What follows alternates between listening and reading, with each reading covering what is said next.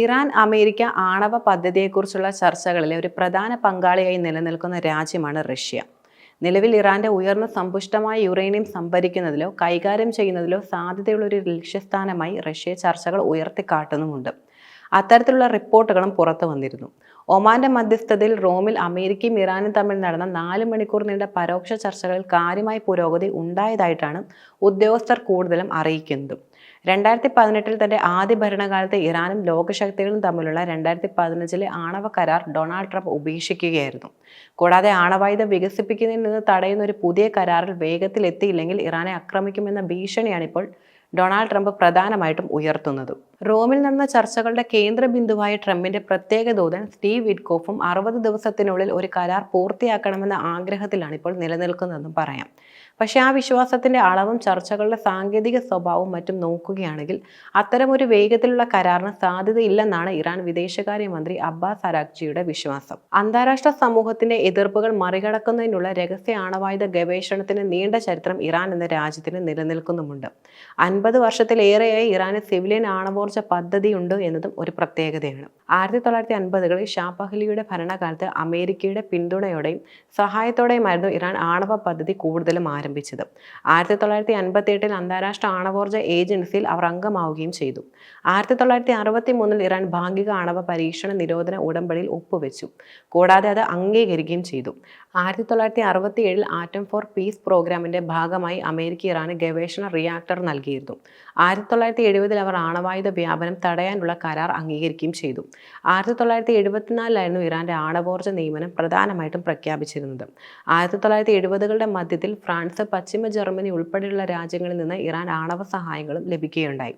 എന്നാൽ 1979 ഇസ്ലാമിക് വിപ്ലവം രാജ്യത്തിന്റെ ആണവ പദ്ധതി യഥാർത്ഥത്തിൽ പിന്നോട്ടടിക്കുന്നതായിരുന്നു. ഷാ പഹ്ലവി അട്ടിമറിക്കപ്പെട്ടതോടെ പടിഞ്ഞാറൻ രാജ്യങ്ങളുമായുള്ള ആണവ സഹകരണം അവസാനിക്കുകയും ചെയ്തു. ഭരണമാറ്റത്തിന് പിന്നാലെ തന്നെ അമേരിക്ക ശത്രുപക്ഷത്തായി മാറിയിരുന്നു. 1980 ഇറാൻ ഇറാഖ് യുദ്ധമാണ് ആണവ പദ്ധതികൾ പുനർജീവിപ്പിക്കാൻ ഇറാനെ പ്രേരിപ്പിച്ച പ്രധാന കാരണവും. ഇറാന്റെ സമ്പുഷ്ടമായ യുറേനിയം ശേഖരം സംഭരിക്കുകയോ നശിപ്പിക്കുകയോ ചെയ്യുക എന്നത് അമേരിക്കയുടെയും ഇസ്രയേലിനെയും സംബന്ധിച്ച് ഏറെ പ്രതിസന്ധികൾ നിറഞ്ഞു നിൽക്കുന്ന ഒരു നീക്കം കൂടിയാണ്. മാത്രമല്ല ഇറാൻ തങ്ങളുടെ യുറേനിയം ശേഖരം രാജ്യത്തുള്ളിൽ സൂക്ഷിക്കാൻ ആഗ്രഹിക്കുകയും ചെയ്യുന്നുണ്ട്.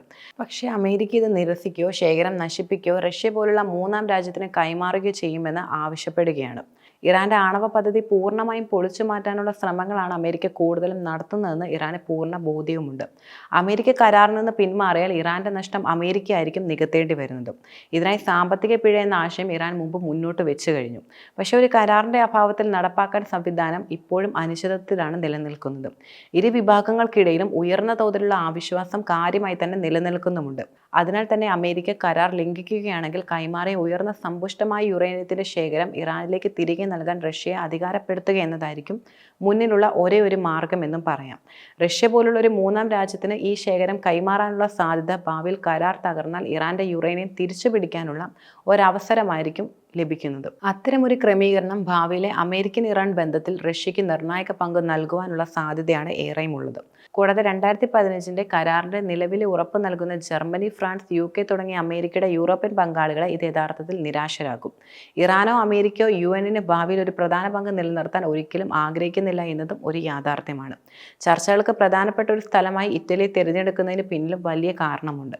ട്രംപുമായി ഏറ്റവും നല്ല ബന്ധമാണ് ഇറ്റാലിയൻ പ്രധാനമന്ത്രി ജോർജിയ മെലോണി നിലനിർത്തുന്നത്. അതേസമയം വിറ്റ്കോഫും ട്രംപും ഉൾപ്പെട്ടിട്ടുള്ള ചർച്ചകളിലൊന്ന് ഇറാൻ ഹമാസ് ഇസ്രയേൽ വിഷയവും അതുപോലെ മറ്റൊന്ന് റഷ്യ യുക്രൈൻ സംഘർഷവുമാണ്. ചർച്ചകൾക്ക് മുമ്പ് തന്നെ ഇറാൻ തങ്ങളുടെ നിലപാട് ഒന്നുകൂടി ശക്തിപ്പെടുത്തുകയും ചെയ്തിരുന്നു. അയത്തുള്ള അലി ഖമേനിയും സൗദി പ്രതിരോധ മന്ത്രിയും തമ്മിൽ നടന്ന കൂടിക്കാഴ്ച ഇറാന്റെ ആണവ കേന്ദ്രങ്ങൾക്കെതിരായ അമേരിക്ക ഇസ്രയേൽ ആക്രമണത്തെ അവർ എതിർക്കുന്നു എന്ന സന്ദേശം നൽകുന്നതാണ്.